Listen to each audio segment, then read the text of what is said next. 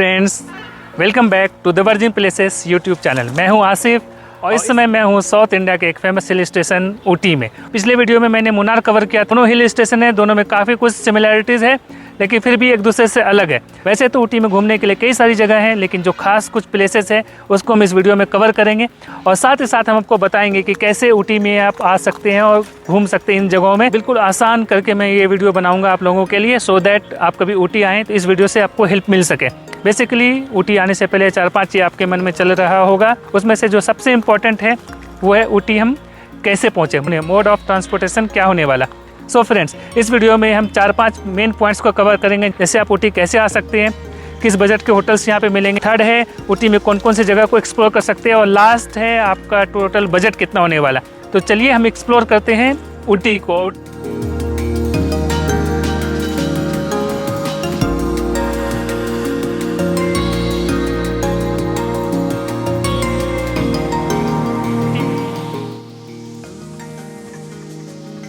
Hi friends, अभी हूँ मैं कोयम्बतूर में। 2 बज रहे हैं रात के। मैं पहुँच गया हूँ कोयम्बतूर रेलवे स्टेशन। यहाँ से फिर मेरी अगली ट्रेन है मेट्रोप्लैन के लिए, फिर वहाँ से सीधा ऊटी। ऊटी पहुँचने के लिए आपके पास कई सारे ऑप्शंस हैं। अगर आप कोयम्बतूर से डायरेक्ट ऊटी जाना चाहते हैं तो आप बस ले सकते हैं या फिर टैक्सी भी अवेलेबल है। अगर आप मज़ा लेना चाहते हैं एडवेंचर का तो फिर आप आए मेट्रोप्लैन और मेट्रोप्लैन से लें टॉय ट्रेन, जिसे नीलगिरीज माउंटेन ट्रेन भी कहते हैं। अभी मैं पहुंच गया मेट्रोप्लैन रेलवे स्टेशन और यहाँ से मैंने लेनी है ट्रेन सीधा ऊटी के लिए, टॉय ट्रेन।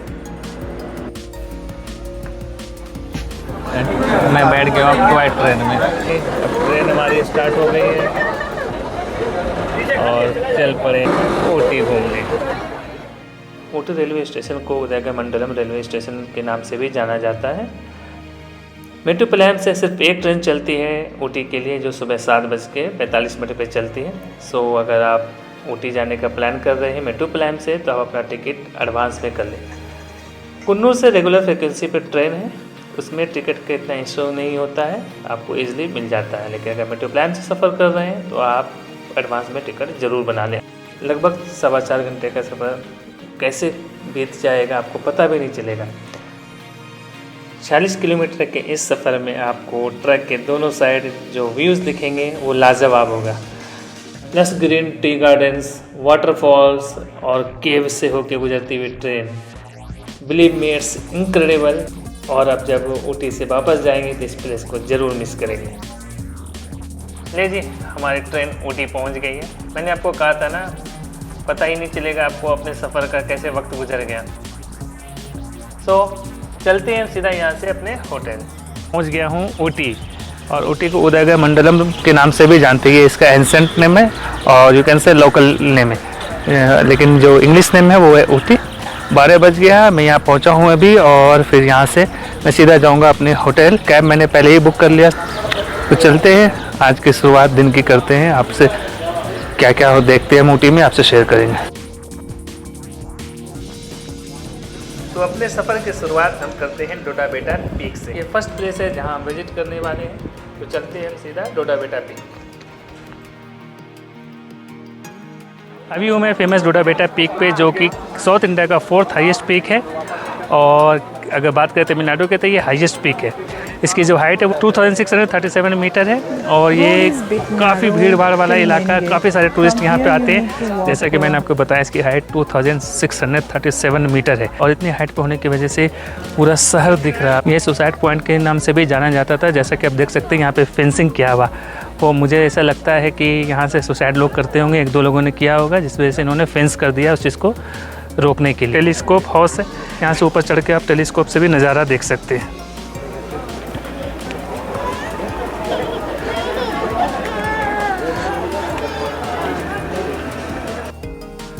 डोडा बेटा पीक पे जब आप पाएंगे तो यहाँ से बाहर निकलने के टाइम या फिर एंट्री के टाइम, जिस टाइम भी आपको टाइम मिले तो शॉपिंग का मज़ा ज़रूर लें। कई सारे यहाँ पे शॉप्स हैं, यहाँ पे इटरी आइटम्स हैं और यहाँ पे रेस्टोरेंट्स भी हैं जहाँ पे आप एंजॉय कर सकते हैं। अब डोडा बेटा पीक पे आएँ तो यहाँ पे इसको ज़रूर ट्राई करना। मूंगफली और फिर जो काबुली चना जिसको बोलते हैं, इन दोनों का मिक्सर बनता है, बहुत ही टेस्टी होता है। मैं इसको जहाँ भी मुझे मिलता है मैं ज़रूर खाता हूँ। और एक चीज़ क्या है कि यहाँ इससे काम चलाना पड़ेगा।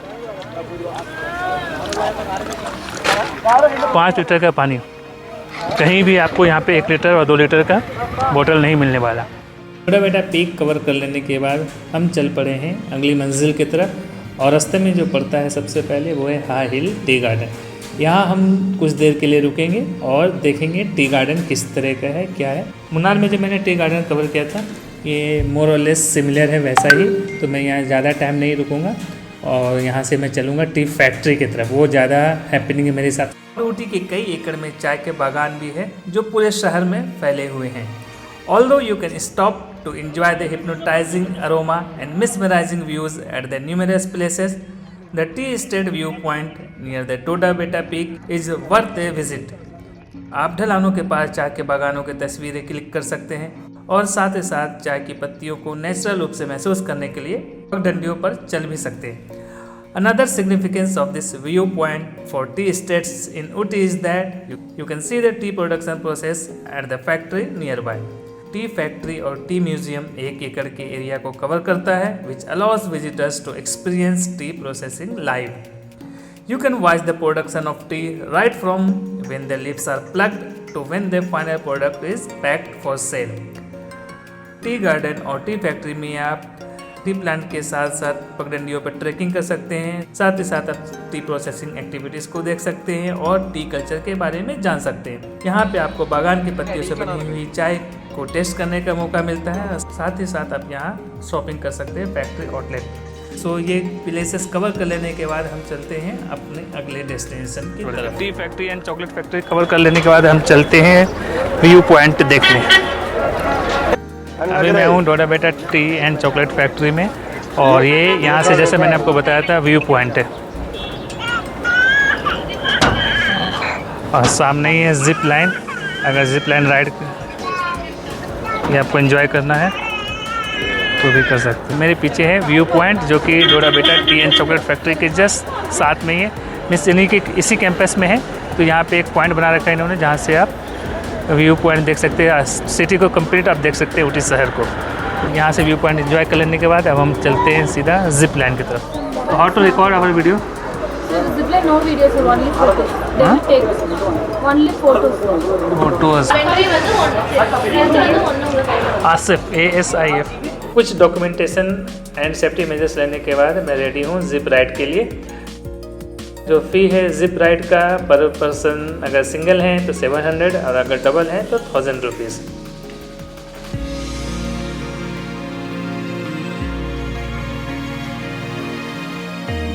बैठना है। हाँ फिर ऊपर ऊपर।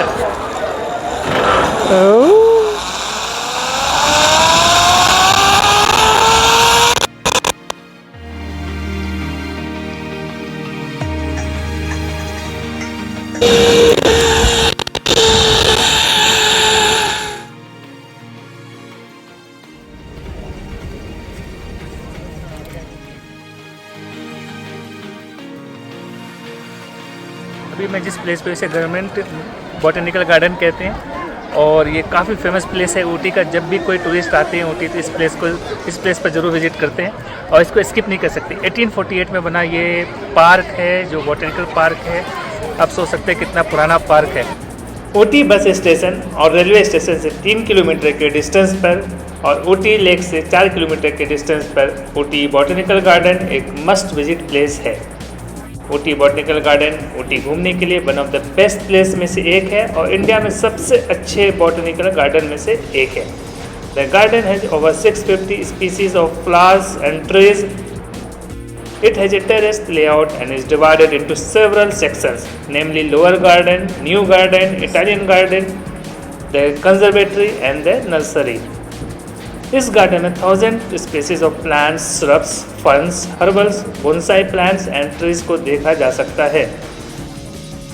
The botanical garden is home to several rare species of trees such as the cork tree, the monkey puzzle tree and the paper bark tree.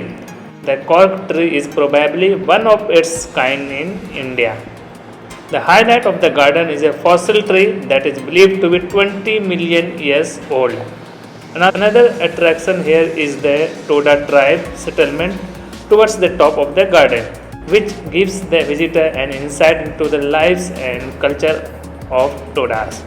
अब अंदर एक ग्लास हाउस भी है जो काफ़ी खूबसूरत है और साथ ही साथ ये फील्ड है, पार्क है जिसमें बच्चे खेल सकते हैं।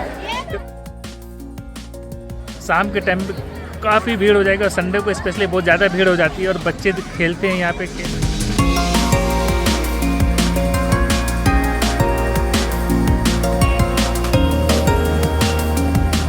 प्लेस पे आए एंजॉय कर। जो एंट्री फीस है ये पर पर्सन 50 रुपीज़ है और मंडे टू संडे ओपन होता है। टाइमिंग जो है 7 to 6:30 PM।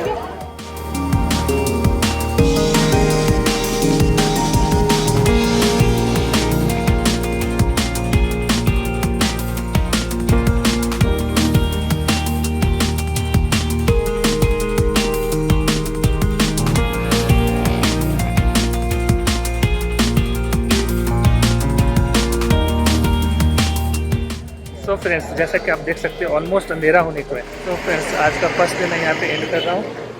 तो हमने इस गार्डन को कवर कर लिया। अब हम यहाँ से सीधा आगे चलते हैं नेक्स्ट प्लेस के लिए।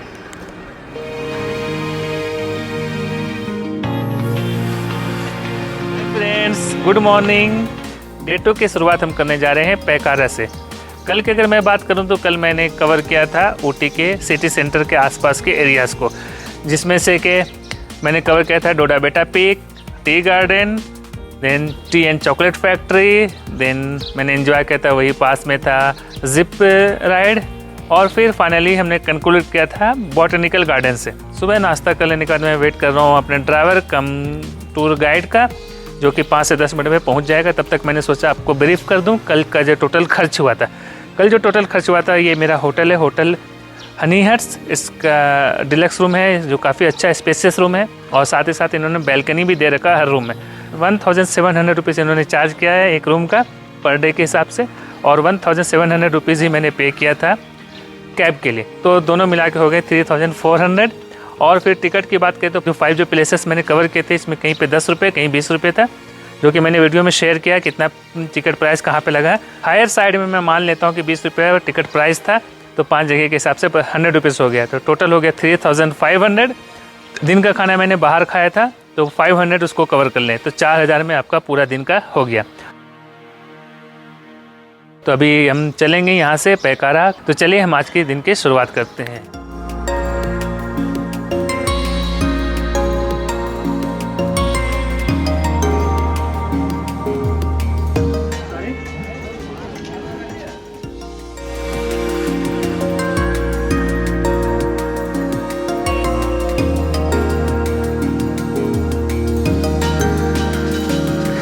दस मिनट के राइड के बाद मैं आ गया हूँ पाइन फॉरेस्ट। कुछ चीज़ें आपको बिल्कुल सरप्राइज कर देगी। यहाँ पे जब मैंने एंट्री किया तो मुझे किसी ने बताया कि यहाँ पे कुछ ऐसे ट्रीज हैं, पाइन ट्रीज, जो कि 4000 साल पुराने।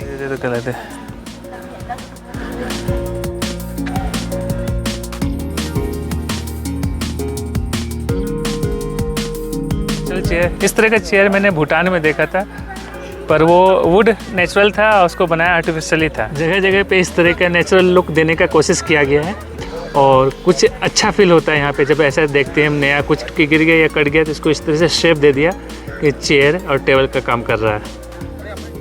पाइन फॉरेस्ट से जब आप नीचे उतरते हैं तो एक छोटा सा लेक है, जहाँ हॉर्स पे बैठ के चारों तरफ चक्कर लगा के एंजॉय कर सकते हैं अगर आपको हॉर्स राइडिंग पसंद है। और फिर कुछ फोटोग्राफ्स भी बना सकते हैं अपने लिए। जो वो लोकेशन है वो इस लिहाज से बहुत ही बेहतरीन है। तो यहाँ से हम बाहर निकलते हैं।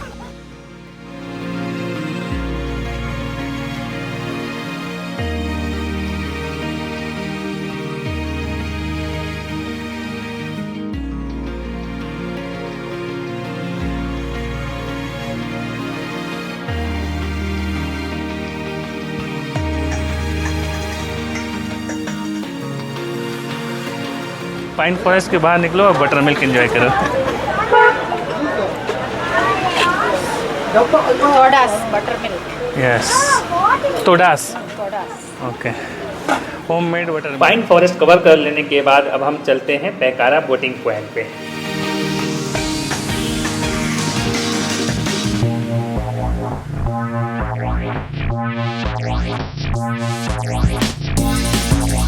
मथुपेट्टी बोटिंग पॉइंट जो मैंने आपको मुन्नार में दिखाया था, और अभी हूँ मैं पायकारा बोटिंग पॉइंट ऊटी में।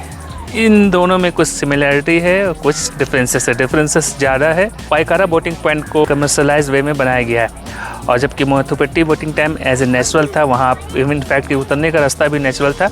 पर यहाँ पे आप देख सकते हैं कि जैसा कि मेरे पीछे सीढ़ियों से जाते हैं। अब बात करते हैं यहाँ पे जो चार्जेस है, बात करते हैं चार्जेस की। तो चार्जेस स्पीड बोट्स के लिए आपको पर पर्सन 1100 रुपये देना होता है, और जो अदर बोट्स है उसमें बोट को बुक करना होता है पर बोट। अगर 8 पर्सन बैठ रहे हैं तो 1100, और 10 पर्सन बैठे हैं तो 1300 रुपये देना होता है। वो उन दोनों की राइड 20 मिनट की होती है, और स्पीड बोट की राइड 10 मिनट की होती है। बैड लक है यहाँ पे, जब आप बोट पे बैठ जाएंगे तो आपका कैमरा रिकॉर्ड करने देंगे ना, फ़ोटो बनाने देंगे। सो बैड लक, मैं खुद का तो नहीं बना सकता पर दूसरों का मैं बना सकता हूँ। सो मिलते हैं 10 मिनट के बाद बोट राइड एंजॉय करने के बाद एग्जैक्टली इसी प्लेस पे। अभी धूप भी काफ़ी तेज़ हो रही है, तो चलते हैं 10 मिनट के बाद फिर मिलते हैं। और जैसा मैं कमर्शलाइज का बात कर रहा था, सामने साथ ही साथ में इन्होंने 2-3 रेस्टोरेंट भी बना रखे हैं, और वो काफ़ी हैपनिंग्स लग रहे थे मुझे। अभी मैंने उसे ट्राई नहीं किया, यहाँ के बाद जाके मैं ट्राई करूँगा। तो 10 मिनट के बाद मिलते हैं फिर।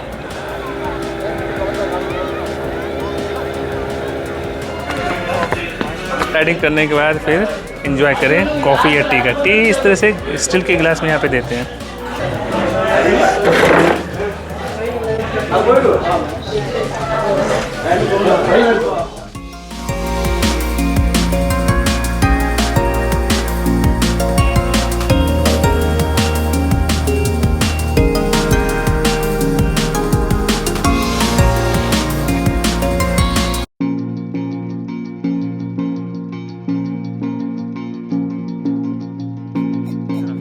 अब मैं जा रहा हूँ अभी पायकारा वाटरफॉल, जो कि पायकारा बोटिंग पॉइंट से बिल्कुल पास में 1 किलोमीटर के डिस्टेंस पे है।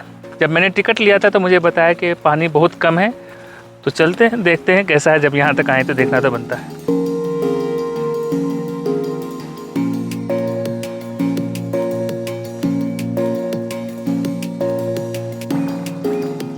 वैसे तो जितने भी वाटरफॉल होते हैं वहाँ तक पहुँचने के लिए काफ़ी नीचे डीप उतरना पड़ता है, पर मुझे लग रहा है इसमें कुछ ज़्यादा ही है। सबसे पहले मैं प्लेन रोड पे चला, फिर नीचे ढलान पे चला, वापस प्लेन आया, और फिर ढलान पे जाकर जो सामने आप पानी देख रहे हैं एग्जैक्टली ये भी वो वाटरफॉल नहीं, इसके बाद फिर से चलना है। तो आई डोंट नो कैसे बोर्ड पे लिखा हुआ था 300 मीटर के डिस्टेंस पे है। मुझे लग रहा है मैं 1 किलोमीटर के आसपास आराम से चल चुका हूँ, लेकिन अभी तक वाटरफॉल नहीं आया है।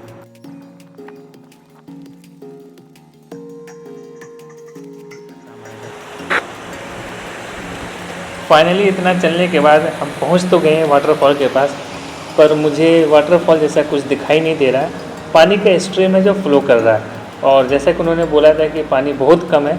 बहुत कम तो मैं नहीं कह सकता, मुझे लगता है पानी है ही नहीं यहाँ पे वाटरफॉल के हिसाब से। एक्चुअली ये बिल्कुल पास में था पायकारा बोटिंग पॉइंट के, इसलिए मैंने इस प्लेस को कवर कर लिया। इस प्लेस पे बेस्ट टाइम आने का है मानसून के बाद। तो यहाँ पे मुझे कुछ मिला नहीं, तो हम चल पड़े हैं अगले डेस्टिनेशन पे, थके हारे से, इस उम्मीद पे कि कुछ अच्छा मिलेगा।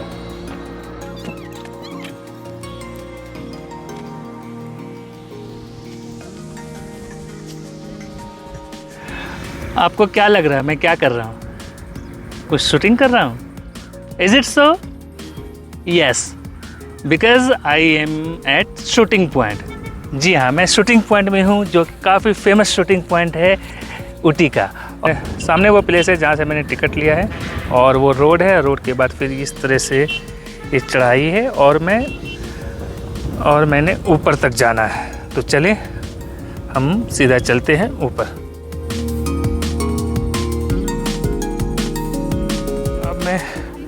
अब मैं वहाँ से ऊपर होते हुए आ गया हूँ बिल्कुल टॉप पर। अब ये नज़ारा है, यहाँ पे बैठ के एंजॉय कर सकते हैं, देख सकते हैं। इस फिल्म शूटिंग पर कई सारी फिल्म की शूटिंग हुई थी। जैसा कि मैं हमेशा बोलता हूँ कि जब भी कभी टॉप पे चढ़ें आप, तो साथ में पानी का बोतल ज़रूर रखें। यू नेवर नो कब आपको प्यास लग जाए और कब आपको सांस फूलने लगे, तो पानी का बोतल बहुत काम आता है। अभी ये काफ़ी हाइट पर भी है, जैसा कि आप देख भी रहे हैं। वो अब इतनी हाइट पे वहाँ बिल्कुल नीचे रोड है। जब मैं ऊपर पहुँचा हूँ तो काफ़ी तेज़ धूप है। तो हम थोड़ा सा यहाँ पे देखने के बाद, घूम लेने के बाद, फिर हम चलते हैं अपने अगले डेस्टिनेशन की तरफ। Let's move.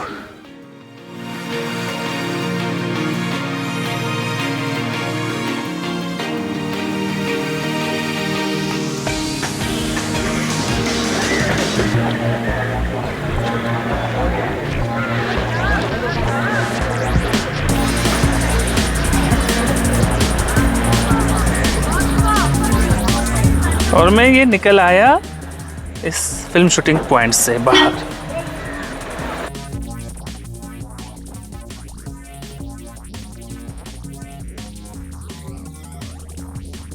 अब जब सब कुछ एंजॉय कर लिया है तो ऊटी लेक को कैसे मिस कर सकते हैं।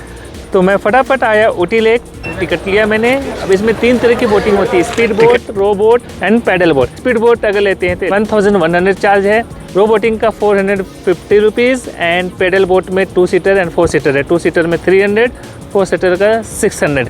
और जो ड्यूरेशन है वो 30 मिनट का। ये सिक्योरिटी डिपॉजिट भी रखते हैं पास में, अगर टाइम से एक्सीड करते हैं तो फिर वो रिटर्न नहीं होगा।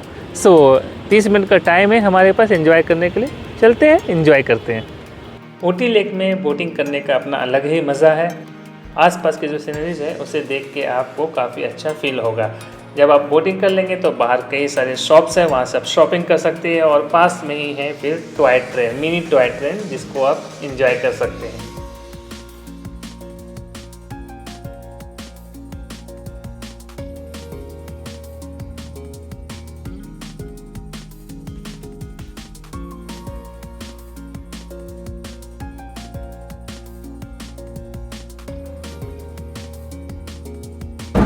ऊटी लेक में आए तो आप इस तरह का टॉय ट्रेन का भी मज़ा ले सकते हैं। 60 रुपीज़ किराया है और आराम से बैठे 2 किलोमीटर की राइड है और बिल्कुल खिलौने जैसा ट्रेन है, इसमें आप एंजॉय कर सकते हैं।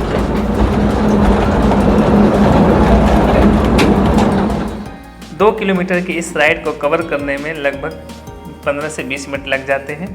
ट्रेन में बैठ के जो आसपास के सीन्स है उसको देखकर आप रोमांचित होते हैं। ये बिल्कुल नदी के साथ साथ ट्रैक है, जिसमें से आप देख सकते हैं कि पानी साथ साथ नदी का बह रहा है और आप लग रहा है ऐसे जैसे नदी के साथ खेलते हुए चल रहे हैं। और बिल्कुल ऐसा फील होता है जैसे आपका बचपना लौट आया हो।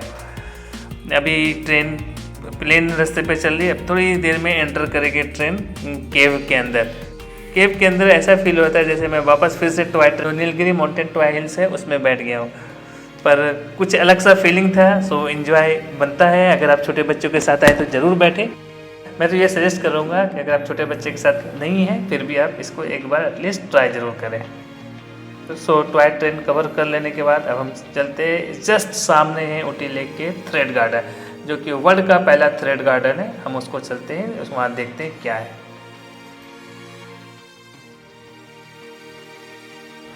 ऊटी लेक पीछे है और ऊटी लेक के जस्ट अपोजिट में है थ्रेड गार्डन। वर्ल्ड का पहला थ्रेड गार्डन है और इसमें थ्रेड से बने हुए कई सारे फ्लावर्स है। कंप्लीट डिटेल हम देखेंगे अंदर जाके क्या है। तो हम चलते सबसे पहले देखने के लिए।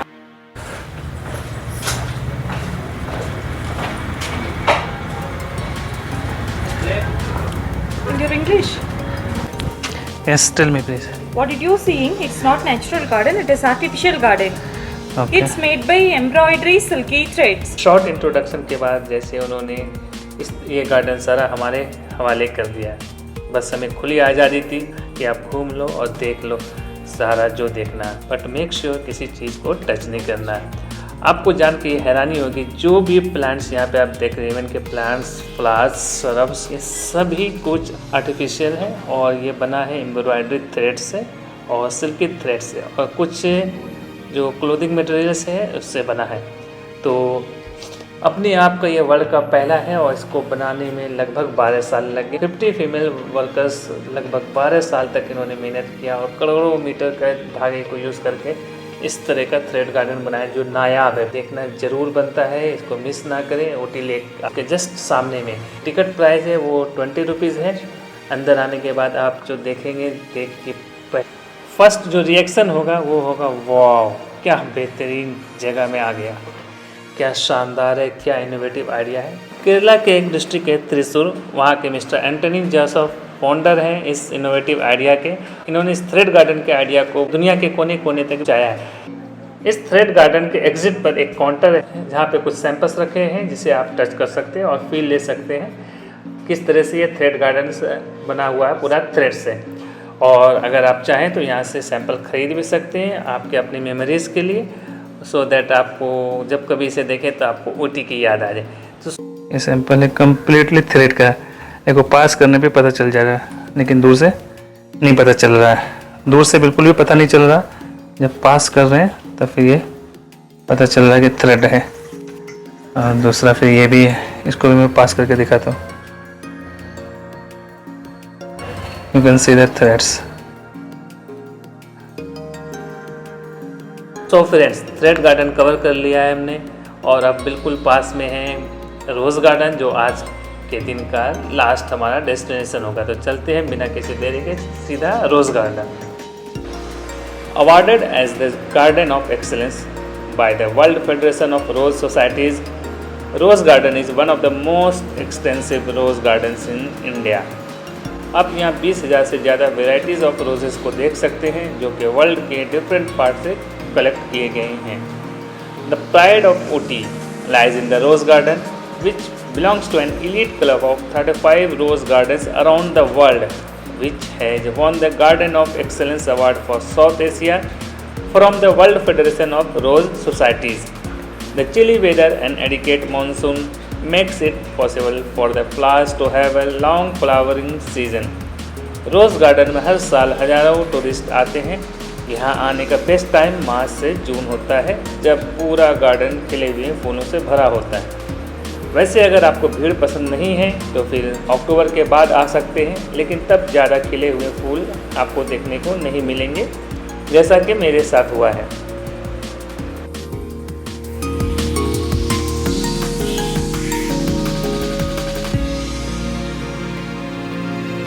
फ्रेंड्स, आज दूसरे दिन का भी हमारा ट्रिप रोज़ गार्डन पे आके एंड होता है।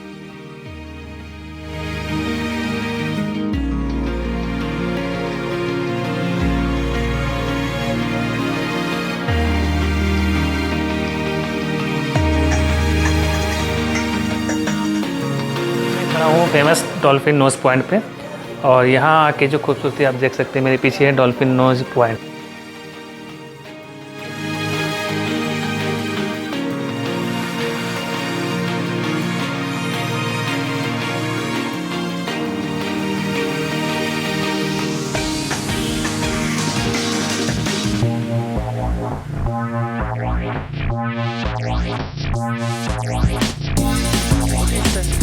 शहर से लगभग 12 किलोमीटर के डिस्टेंस पे ये जो प्लेस है ये जाना जाता है अपने व्यू पॉइंट के लिए। और यहाँ से आप एक साइड में देख सकते हैं कैथरीन वाटरफॉल्स और दूसरी साइड में आप देख सकते हैं लश ग्रीन टी गार्डन्स। तो फ्रेंड्स, मैंने रोज़ पॉइंट को कवर कर लिया। ये एक मस्ट विजिट प्लेस तो मैं नहीं कहूँगा, लेकिन अगर आपको नूर में है तो यहाँ पे ज़रूर आप आ सकते हैं। देखने का जो व्यूज़ है वो उससे ज़्यादा कहीं ज़्यादा अच्छा है। जो हम नोज पॉइंट में जब खड़े होते हैं तो यहाँ से जब ऊपर से टॉप से वीडियो बनाते हैं तो वो ज़्यादा अच्छा लगता है। सो यहाँ से फिर हम चलते हैं वापस।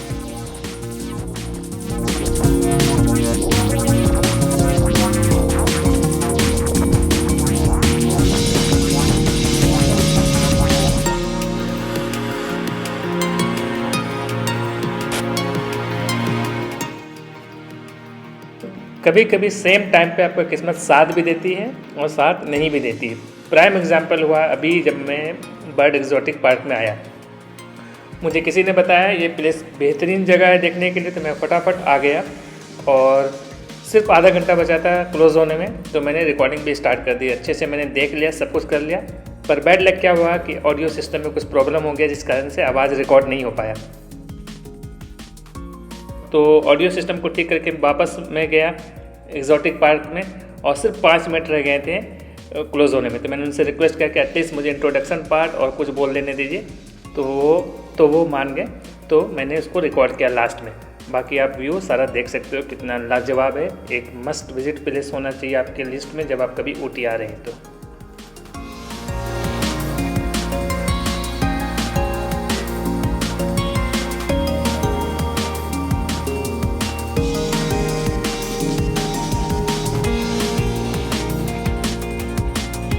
तरह से आ जाते हैं पास में। जैसे ही आप इसे बुलाओ यहाँ पे रख लो।